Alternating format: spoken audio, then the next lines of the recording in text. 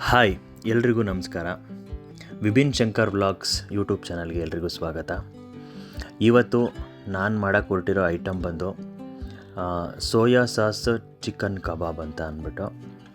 ಕಬಾಬ್ನ next version ಅಂತಲೇ ಅಂದ್ಕೊಳ್ಳಿ ನೀವು, ಯಾಕಂತಂದರೆ ಆ ಥರ ವೆರೈಟಿ ಬರುತ್ತಿದ್ದು. ಬೇಕಾಗಿರೋ ಸಾಮಗ್ರಿಗಳನ್ನ ತೋರಿಸ್ತಾ ಇದ್ದೀನಿ. ಕರಿಬೇವಿನ ಸೊಪ್ಪು ಒಂದು ಹಿಡಿ, ಒಂದು 2 ಬೆಳ್ಳುಳ್ಳಿ, ಒಂದು 6ರಿಂದ 8 ಹಸಿಮೆಣಸಿನ್ಕಾಯಿ ಈ ಥರ ಉದ್ದುದ್ದ ಕಟ್ ಮಾಡ್ಕೊಂಡಿದ್ದೀನಿ.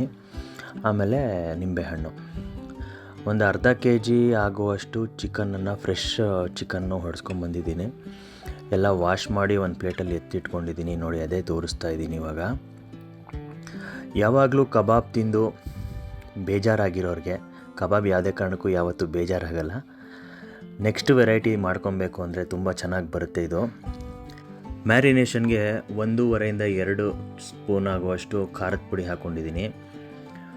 ಅದಾದಮೇಲೆ 1/4 ಇಲ್ಲ 1.5 ಸ್ಪೂನಷ್ಟು ಧನಿಯಾ ಪುಡಿ ಹಾಕ್ಕೊಂಡಿದ್ದೀನಿ.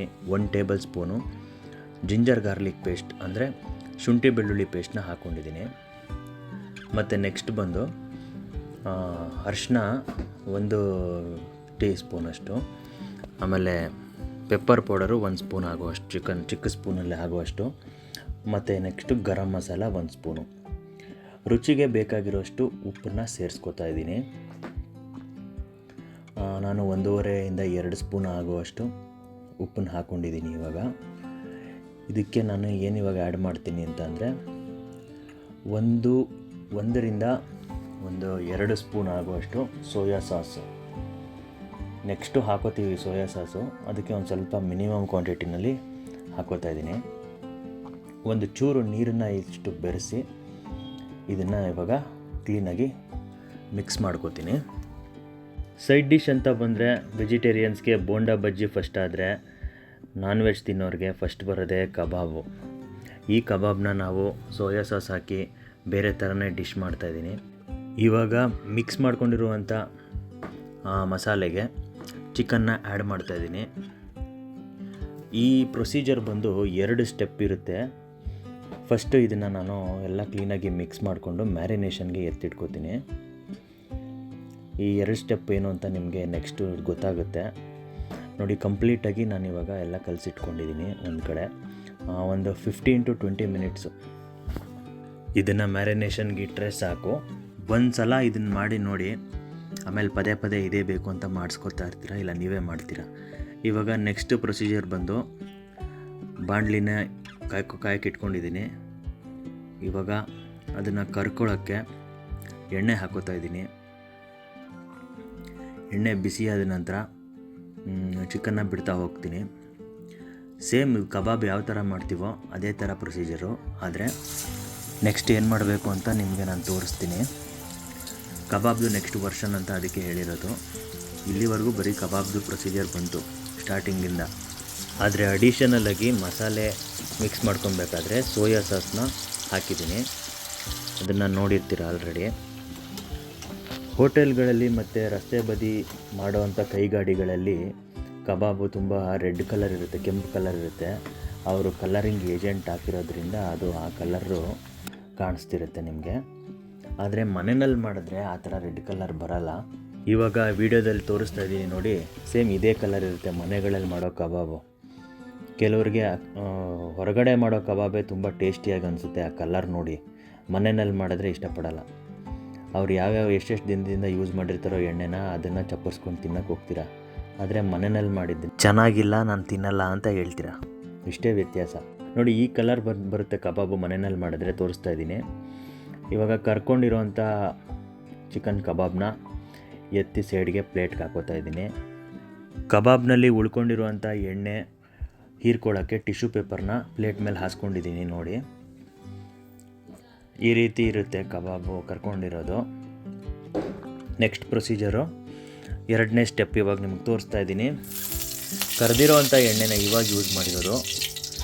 ಸೋಯಾ ಸಾಸ್ ಹಾಕಿದ್ನಲ್ಲ ಮಿಕ್ಸ್ಚರ್ಗೆ, ಕಬಾಬು ಇವಾಗ ಅದರಲ್ಲೇ ಕರ್ಕೊಂಡಿರೋದ್ರಿಂದ ಅದರದ್ದು ಮಸಾಲೆ ಎಣ್ಣೆಗೂ ಸ್ವಲ್ಪ ಇಳಿದಿರುತ್ತೆ. ಅದೇ ಎಣ್ಣೆನ ಒಂದು 4ರಿಂದ 5 ಸ್ಪೂನು, 5 ಟೇಬಲ್ ಸ್ಪೂನ್ ಆಗುವಷ್ಟು ಬಾಣಲಿಗೆ ಹಾಕೋತಾ ಇದ್ದೀನಿ. ಅದೇ ಎಣ್ಣೆ ಕುದಿಸಿದ್ರೆ ನೋಡಿ ಈ ಥರ ಕಲರ್ ಚೇಂಜ್ ಆಗುತ್ತೆ, ಫ್ರೆಶ್ ಎಣ್ಣೆ ಥರನೇ ಕಾಣಿಸ್ತಾ ಇದೆ ಇವಾಗ ನಿಮಗೆ. ಬಿಡಿಸಿಟ್ಕೊಂಡಿರುವಂಥ ಬೆಳ್ಳುಳ್ಳಿನ ಹಾಕೋತಾ ಇದ್ದೀನಿ ಇವಾಗ. ಮೀಡಿಯಮ್ ಸೈಜ್ ಇರುವಂಥದ್ದು 2 ಬೆಳ್ಳುಳ್ಳಿ ತೊಗೊಂಡಿದ್ದೀನಿ ನಾನು. ನೆಕ್ಸ್ಟು ಹಸಿಮೆಣಸಿನ್ಕಾಯಿ ಒಂದು 6ರಿಂದ 8 ಈ ಥರ ಉದ್ದ ಕಟ್ ಮಾಡ್ಕೊಂಡಿದ್ದೀನಿ.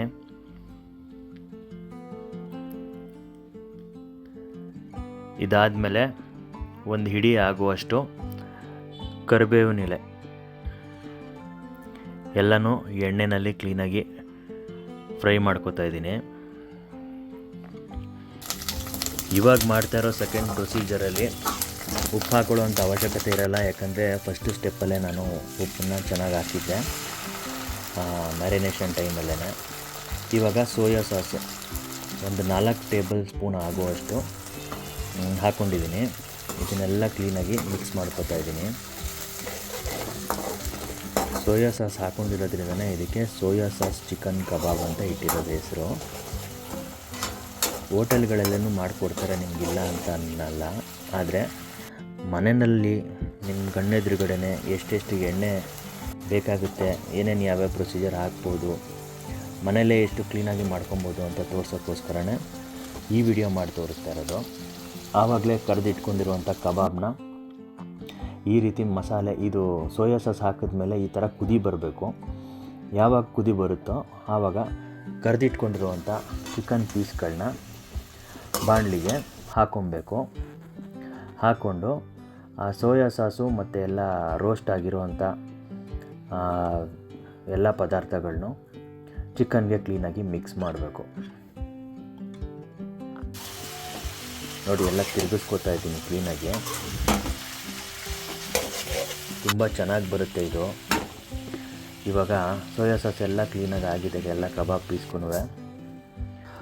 ಒಂದು ಸಲ ಈ ಡಿಶ್ನ ಮನೆಯಲ್ಲಿ ಟ್ರೈ ಮಾಡಿ ನೋಡಿ, ತುಂಬ ಅಲ್ಟಿಮೇಟಾಗಿ ಬರುತ್ತೆ, ತುಂಬ ಟೇಸ್ಟಾಗಿರುತ್ತೆ. ಜಾಸ್ತಿ ಟೈಮೇನು ಹಿಡಿಯಲ್ಲ. ಎರಡು ಸ್ಟೆಪ್ಪು ಪ್ರೊಸೀಜರ್ ಆದ್ರೂ ಕಬಾಬ್ ಮಾಡಾದಮೇಲೆ ನೆಕ್ಸ್ಟು ಪ್ರೊಸೀಜರ್ನ ಫಾಲೋ ಮಾಡಿರೋದು ಈ ವಿಡಿಯೋದಲ್ಲಿ ತೋರಿಸಿದ್ದೀನಿ. ಕ್ಲೀನಾಗಿ ನೋಡಿ ಮನೆಯಲ್ಲಿ ಮಾಡಿ, ತುಂಬ ಚೆನ್ನಾಗಿರುತ್ತೆ. ನೋಡಿ ಇವಾಗ ಪ್ಲೇಟ್ಗೆ ಸರ್ವ್ ಮಾಡ್ಕೋತಾ ಇದ್ದೀನಿ. ನಾನು ಮಾಡಿರೋದು ಡ್ರೈ ಐಟಮ್ ಆಗಿರೋದ್ರಿಂದ ಇದಕ್ಕೆ ಗ್ರೇವಿ ಎಲ್ಲ ಬರಲ್ಲ. ಸೈಡ್ ಡಿಶ್ಗಂತೂ ತುಂಬ ಡೆಡ್ಲಿ ಕಾಂಬಿನೇಷನ್ ಇದು. ಇದೇ ಥರ ವೀಡಿಯೋಸ್ ನಿಮಗೆ ಇಷ್ಟ ಆದರೆ ವಿಭಿನ್ ಶಂಕರ್ ವ್ಲಾಗ್ಸ್ ಯೂಟ್ಯೂಬ್ ಚಾನಲ್ನ ಸಬ್ಸ್ಕ್ರೈಬ್ ಮಾಡಿ, ಹಾಗೆ ಬೆಲ್ ಐಕಾನ್ನ ಕ್ಲಿಕ್ ಮಾಡಿ. Thank you.